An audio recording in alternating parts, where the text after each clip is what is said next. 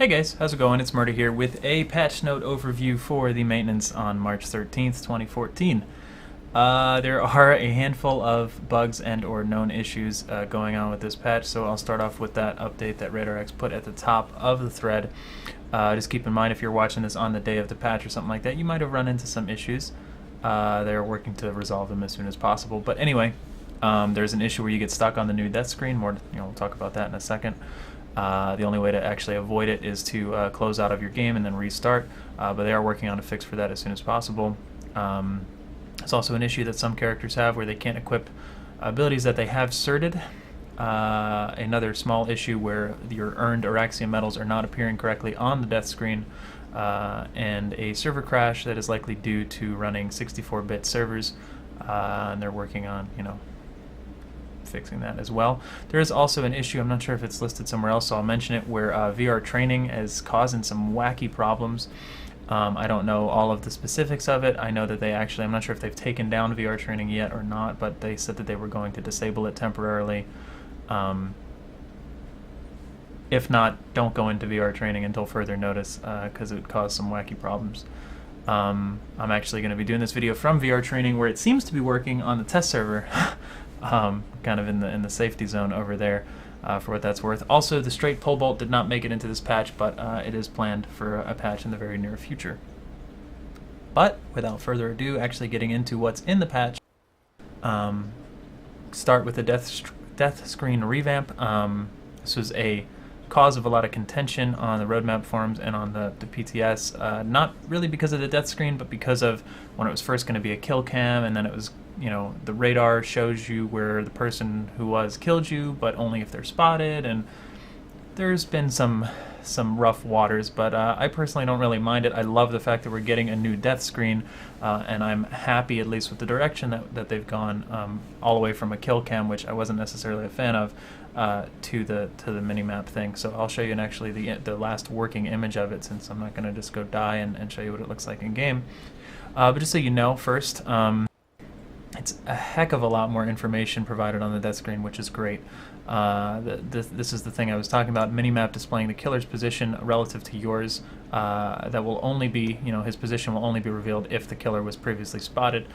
In the case where he was not, only the general direction of the killer will be shown. I don't really think that's that big of a deal, personally. At least not as much as some people like to make it out to be. But anyway, I can understand the reluctance to adopt this change after a year and a half of not having it. You also get to see both the killer and primary assister's weapon attachments, their last completed medals for the weapon that they killed you with, your current progress towards your next medal and ribbon for both your primary and secondary, up to 3 upcoming medals, various session stats, where appropriate, a graph and EXP event feed that summarizes your last session, your last life, and when you didn't have any significant events in that time frame, a helpful tip will be showed instead. So this is the kind of the mock-up that was working on the roadmap, just to give you an idea of what they're going for. It might not be exactly the same in game, but this is where the idea was. You can see the map with the direction of the killer and all of the extra information.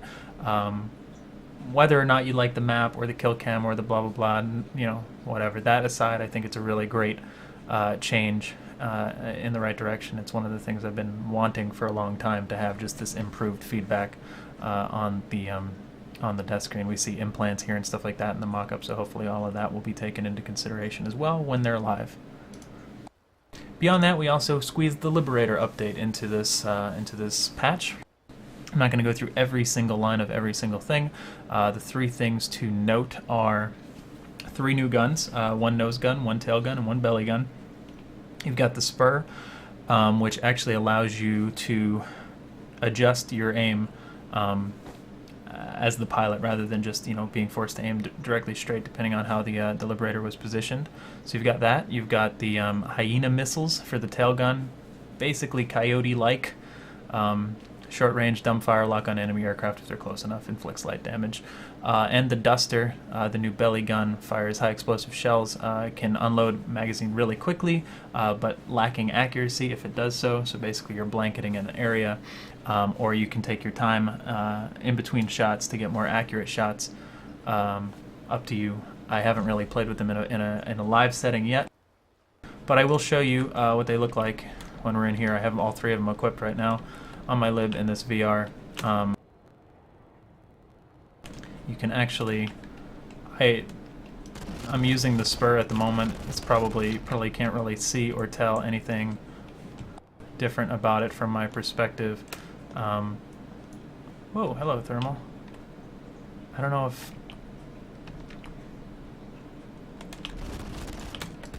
I'm obviously not really trying to hit anything. I'm just shooting with it.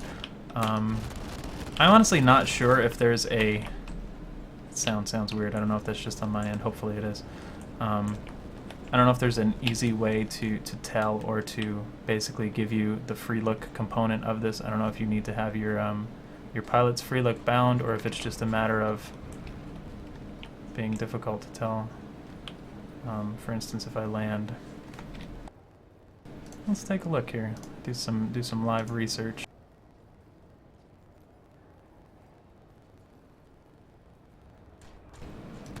There we go. So keep that in mind. Under key binding, aircraft, cockpit mouse free look. There might be another way to do this. I don't know. You pilots know better than I. Your actual free look key, it might be bound to something by default. It might not be. If you hold and press that, that then gives you the ability to move your mouse independently from steering the actual aircraft and allow you to shoot off to the side or whatever. And it actually gives you quite the range of coverage that you can, basically have here. So for what that's worth, should be pretty interesting rather than having to maneuver this behemoth to take shots on things when it is kind of like a flying bus. If you're coming in on whatever, well, that's the pitch button. You can kind of just, move over to the side or up or down if you need, like if I want to hit this harasser but I'm flying towards the Mosquito, for instance. Anyway, cool stuff. I'm glad I actually looked into that so that both I didn't seem like an idiot and that I actually gave you the appropriate information. The tail gun, figured I'd land here and show you. I don't know how well you can see with thermals. Here's your dumbfires for your hyenas. Pretty straightforward, obviously slower than coyotes, but carry more in the magazine. But function the same way in that sense. As you can tell, I'm shooting over to here, but they're actually all jumping onto that Mosquito. And then your Duster. If I can get up a bit higher, I'll show you what that looks like. And I'll probably spiral out of control because I'm awful at solo living, but that's not really what I'm going for. I'm mostly just going for an idea of what it looks like, how it functions. So here I am with it. This is me just spamming it as fast as possible, and you can see how much of a blanket the area is, essentially, how poor the accuracy is on those shots. But if you are obviously blanketing a larger area, then that might not necessarily be a terrible thing if you've got a whole lot of targets to shoot at. In the case where you want to be a bit more accurate, you can, maybe let it settle a little bit and put more shots downrange into one specific area. But that's the gist of it. I'm not even close to being a pro lib pilot or gunner, and I'll leave that up to those who specialize in that to tell you what's good, what's bad, and so on and so forth. But that's how the new stuff works as far as that goes. Also for the lib, you've got a lot of changes to various certs and weapons. I'm not going to read through all of them, but I will link the notes as always in the description below if you want to read through any specific. You basically are improving, in some cases retweaking, but improving a lot of these different cert lines and weapons to make them more competitive with the alternatives.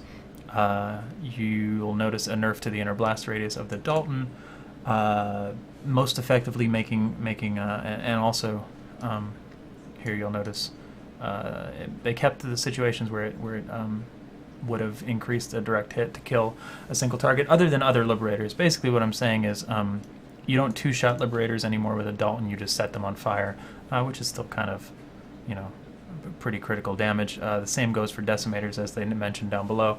2 Decimator shots no longer kill a Liberator, but rather set it on fire. So something to take note of. Other than that, just some inner blast damage radius, which probably makes sense since the Dalton was kind of like the go-to weapon for a long time now for the belly choice. There is also improvements to the Vector and the Walker and the Ranger, previously probably underperforming in some capacity at least. You've got some slight improvements to composite armor, as well as, if you go down in here, the racer airframe, vehicle stealth, and the afterburner. So if you particularly use any of these, or if you're really big into Liberators, you probably already know, but I'd recommend reading through the specifics. I'm not going to tell you, walk you through every number increased slightly by 5 or 10 or whatever, but they are there. There is also a shared vehicle EXP now, shared among the entire crew of a vehicle, including passengers and gunners. Passengers receive a smaller amount. Likewise with assists being shared for the entire crew, excluding passengers, but typically less than the amount awarded for the actual assist. They have added station cache prices to scopes, infantry optics, whatever you want to call them.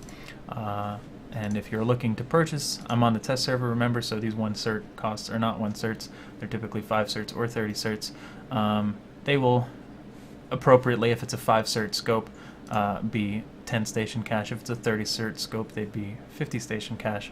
And that's across the board because they're kind of mostly a preference, a cosmetic item, and while a scope, in my opinion, is definitely better than not having a scope, hands down, the choice as far as what you use is largely personal preference. So I'm assuming that's a lot to do with why they went ahead with that. But they are there for station cache purchases if you want to make them now. I personally don't see them as something that I would want to purchase station cache with, but considering how inexpensive they are, if you have just a little bit of station cache laying around, it might be something that you want to consider.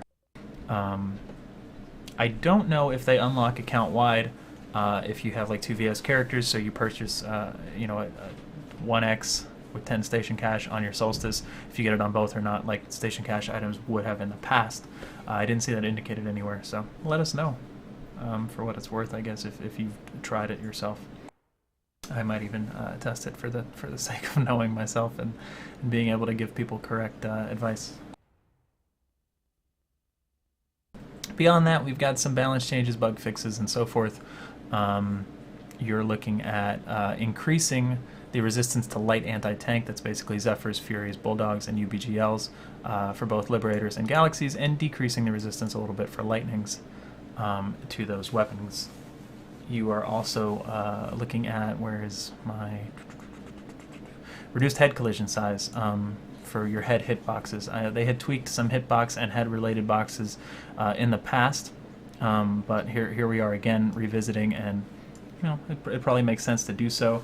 I haven't gotten to try it out personally, but on paper I'm a fan of it, so hopefully it all plays out smoothly. And I know there was a little bit of a bug last time hitboxes were adjusted that just kind of felt off, so hopefully we don't have any of that. And the wonderfully smooth gunplay of PlanetSide that we've all come to know and love stays the same, while in fact reducing the amount of unearned headshots. Motion sensor can now be resupplied from ammo packs. Auto swaps to a weapon. Hey, look at that. You've got the class quiz that can now be completed on all of your characters. You can get a free gun now, essentially, or whatever, boost and so forth for all of them. But more importantly than that, if you did it by accident on one of your characters, you should be able to go back in and actually do it on the characters that you intended to do it on in the first place. Camo can now be applied to healing and repair tools. You've got some other miscellaneous stuff and balance changes that I just kind of skimmed over that you're welcome to read, or that I didn't think necessarily needed specific attention. Some lock-on, maintaining established locks against aircraft 300 meters behind the maximum require range. I guess I'll read that for people who use lock-ons, but I was pretty much going to skip it because I never do, and I didn't feel like it was a game-breaking change in terms of functionality, but maybe it is. You've got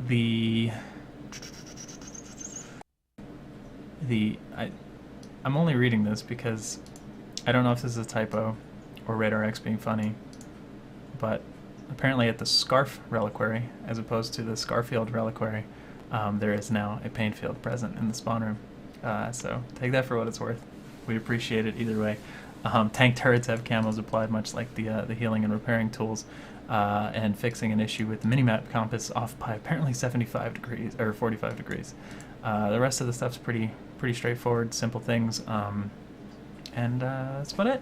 So yeah, thanks for tuning in. Enjoy the patch. Apologies for any frustrations with a lot of those known issues and things like that are going on. I'd stay out of VR until you know it's safe to enter. And let me know what you like, dislike, and so forth, as always. And we'll see you next week with another patch note overview video, and probably before then with other videos, and hopefully on the stream over at ItZMuRdA.com. So I hope to see you guys there. Thanks for tuning in. Have a good one.